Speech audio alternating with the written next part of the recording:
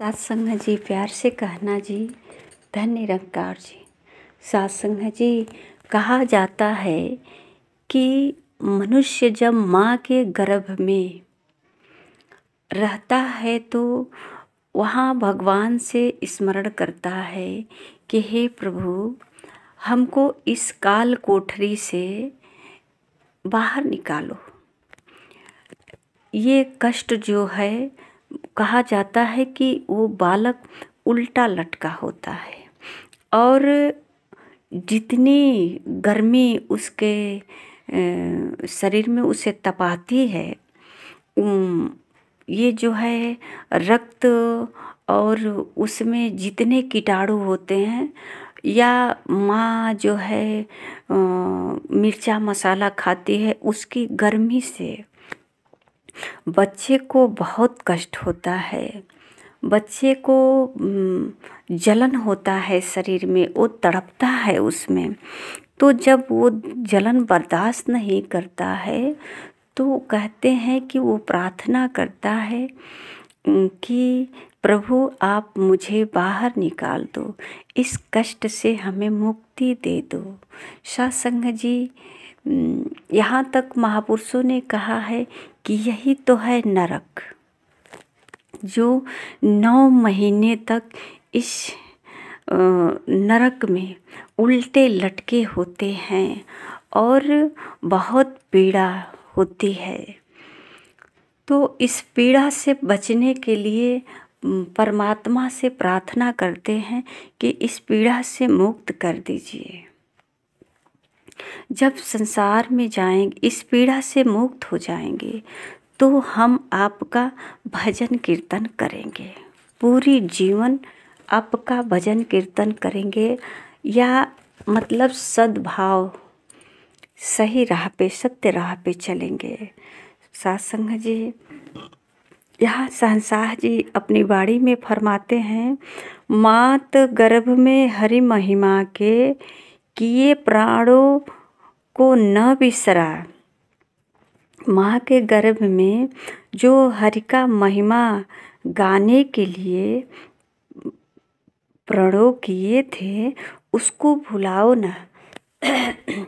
सत्संग जी कहते हैं कि फंसकर मन मोहक माया में जीवन को न व्यर्थ गवा। सत्संग जी, संसार में जब मानव गर्भ से बाहर जब आता है तो यहाँ का जो है दुनिया कुछ अलग होती है, जो इसे स्वर्ग भी कहा जा सकता है। सत्संग जी, यहाँ माता पिता बच्चे को इतना प्यार देते हैं, इतना प्यार देते हैं, घर परिवार के लोग, बच्चे को तो पता भी नहीं होता कि घर के लोग क्या कर रहे हैं। घर के लोग मिठाइयाँ सब परिवार सगे संबंधियों में बंटवाएंगे, बाजा बजवाएंगे, सोहर गवाएंगे, कितनी खुशियाँ मनाएंगे, और बच्चे को ये सब कुछ भी नहीं पता। माता पिता बच्चे को आने से बहुत खुश होते हैं, आनंद होते हैं, और अपने आनंद के खातिर बहुत सारे उसके जन्म पे खर्च करते हैं, खुशियाँ मनाते हैं, दान दक्षिणा करते हैं, पूजा पाठ करवाते हैं। सत्संग जी, धीरे धीरे यही माहौल निरंतर बना रहता है। बच्चे जैसे जैसे बड़ा होता है, माता पिता का प्यार दुलार इतना उसे मोह माया में जकड़ लेता है कि वो भूल ही जाता है अपने सारे पीड़ा को। सत्संग जी, भूल तो उसी वक्त जाता है, इतनी पीड़ा होती है उसे प्रसव के समय में कि उसका याददाश्त भूल जाता है कि गर्भ में हमने किसी से मिला था, या किसी से कोई ऐसा बातचीत भी हुई थी। बाहर आकर के परमात्मा का जो है वो सारे प्राणों को भूल जाता है। तो सत्संग जी, यहाँ आकर के उसका भूलना स्वाभाविक है, क्योंकि संसार में इसको माया की नगरी बताई गई है। यहाँ सिर्फ माया ही माया है। हर जगह खाना पीना सोना, ये प्यार दुलार में बच्चे ने सब कुछ भूल गया। धीरे धीरे जैसे जैसे बड़ा होने लगा सत्संग जी, उसका प्यार दुलार बढ़ता गया, बदलता गया। उसका स्वभाव अब बदलता जा रहा है।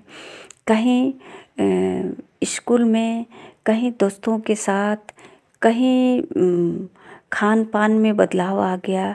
अब उससे तो अकल भी आ गया कि मुझे कैसा वस्त्र धारण करना चाहिए, कैसा माहौल में रहना चाहिए, घूमना फिरना सब वो जो है धीरे धीरे अपनी मर्जी से करने लगा। और सत्संग जी कहते हैं कि दृश्यमान कुल रचना मिथ्या रचनहार की सच्चा है।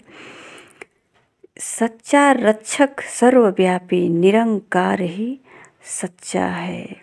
सत्संग जी दृश्यमान इतना जो संसार में सब देख रहे हैं ये सारे मिथ्या हैं। परमात्मा एक केवल रचनहार ही सच्चा है, जिसको अब धीरे धीरे भूलते जा रहे हैं। अब इनकी रचना में रचनहार छूट गया। अब रचना में धीरे धीरे बदलते गए अपनी भावनाओं को, विचारों को। और सत्संग जी ये परमात्मा से बहुत दूरियां बन गई है। तो सर्वव्यापी सब में यही है, पर सत्संग जी यहाँ से ध्यान हटता गया। पास रह कर के भी इससे दूरियां बनती गई। और नहीं तो इंसान परमात्मा को ही, परमात्मा का दिया हुआ सब कुछ इन्हीं को चढ़ाने लगे, इन्हीं को पूजने लगे। संसार जी कहते हैं अवतार दिए जिस दाता ने सुख उसका शुक्र मनाए जा। निर्गुण ब्रह्म सगुण सद्गुरु ही पल पल महिमा गाए जा। सत्संग जी जब सद्गुरु नहीं मिलेंगे तो सद्गुरु का महिमा कैसे गाएंगे? आप पार ब्रह्म परमेश्वर को जानेंगे नहीं तो कैसे गाएंगे महिमा? तो सत्संग जी ये सद्गुरु ही हैं जो फिर जो हम भूल गए हैं। जैसे जैसे यहाँ संसार में हमारा विचरण हुआ उसी प्रकार व्यवहार बनता गया। तो सत्संग जी जब सद्गुरु संसार में मिल जाते हैं तो सद्गुरु हमें वही याद दिलाते हैं कि तू परमात्मा का अंश है, तू परमात्मा को जानने के लिए आए हो। ब्रह्म को जानो। तू ये ब्रह्म ज्ञानी संतों के द्वारा, संतों के चरणों में आकर के ब्रह्म को जानो। इसका जो है ध्यान करो और इनके चरणों में अपने जीवन को व्यतीत करो। सत्संग जी जैसा कि कहते हैं सर्वव्यापी परमात्मा है, तो सत्संग जी जैसे कि सूरज में अगर तेज है तो ये परमात्मा की ही शक्ति से है। सत्संग जी सूरज के तस्वीर लगा कर के तो ये तेज को प्राप्त नहीं कर सकते, न प्रकाश होगा और ना ही गर्मी। तो सत्संग जी संसार जी कहते हैं सकल तेज का कारण है प्रभु कड़ व्यापक ज्योतिमान। ये जो है सूरज का भी जो ज्योति है ना, ये परमात्मा का ही। इस संसार में जितना भी शक्ति है, जो हो रहा है संसार में, ये सब परमात्मा का ही है। सत्संग जी अगर हम सोचे कि सूरज का फोटो लगा करके, तस्वीर लगा करके अपने घर में प्रकाश कर लें तो संभव नहीं है, क्योंकि ये तो उसका तस्वीर है, उसका प्रतीक है नहीं। तो इसी प्रकार सत्संग जी कहते हैं जिस ईश्वर की अंश तू प्राणी उस जगदीश्वर को पहचान। ब्रह्म रूप सागर के कतरे, निज स्वरूप सागर को जान। साथ संगत जी, ये जो है परमात्मा को गुरु के द्वारा ही, जैसा कहते हैं कि ब्रह्म रूप हो जाने के हित ब्रह्मवेता से ले ब्रह्म ज्ञान। ये अपनी स्वरूप को जानने के लिए सद्गुरु ब्रह्मवेता, जो ब्रह्मज्ञानी हो, वो ब्रह्म का दीदार कराए, पहचान कराए। और सत्संग जी, ये मानव जीवन मिला है और संभव भी इसी जीवन में है कि हम अपनी पहचान कर सकते हैं। कण-कण में सर्वव्यापी शक्ति, ये परमात्मा को भी जान सकते हैं। ये सारी शक्तियाँ जो है, सारा तेज प्रकाश जो है, ये सब परमात्मा का ही अंश है। तो इसको जानने के लिए सत्संग जी, हमें ब्रह्मवेत्ता से मिलना होगा। अविनाशी की अंश जीव है, अविनाशी के भेद को पा। अवतार भेद यह पाना है, तो गुरु चरणों में शीश झुका। सत्संग जी, ये आज कोई नई बात नहीं है कि निरंकारी मिशन आज ही ये आवाज़ उठाया है। ये तो पुरानी बात तो है, उसको जो सत्संग जी ये अपने अनुभव से दोहराते हैं, जगाते हैं, सबको बताते हैं। सद्गुरु माता सुदीक्षा जी महाराज सत्संग जी हर देशों विदेश में जा करके ये पुरानी बातों को ही बता रही हैं कि परमात्मा सर्वव्यापी है, ऐसा हम कहते हैं। पर सत्संग जी, जो तस्वीरों और मूर्तियों के सहारे अपने माथा को पटकते हैं, रोते हैं, इसको जानने का प्रयास नहीं करते। सत्संग जी, वैसे तो सुमिरन भजन तो लगभग सभी करते हैं, शायद ही कोई नास्तिक होगा जो भगवान को नहीं मानता होगा। पर सत्संग जी, कष्ट आने पर वह भी बेबस हो जाता है। कहीं न कहीं परमात्मा को, किसी देवी देवता का सहारा वह भी लेता है। पर सत्संग जी, जब तक बॉडी में जोश होता है, जान होता है, वो सब कुछ अपने आप को कर्ता मान लेता है। सत्संग जी, जब सद्गुरु के दरबार में आते हैं ना, सद्गुरु के चरणों में आते हैं, तो सद्गुरु ये ज्ञान का जो आईना दिखाते हैं, तो उसमें दिखाई ये देता है कि ये जो शरीर है ना, ये शरीर मेरा है, मैं नहीं। तो फिर मैं कहाँ हूँ? तो सत्संग जी, ये सद्गुरु ही हैं जो इसका बोध कराते हैं। तो सद्गुरु ही बोध कराते हैं। सत्संग जी, यहाँ भी संसार जी कहते हैं कि आत्मबोध किया न तूने, तो अमूल्य जीवन बेकार। अभी तो हमने गर्भ में भी परमात्मा से जो है करार किया है कि हम बाहर निकल करके आपका स्मरण करेंगे, वो तो भूल ही गए। और सत्संग जी, अब ये मानव जीवन भी बेकार जाएगा।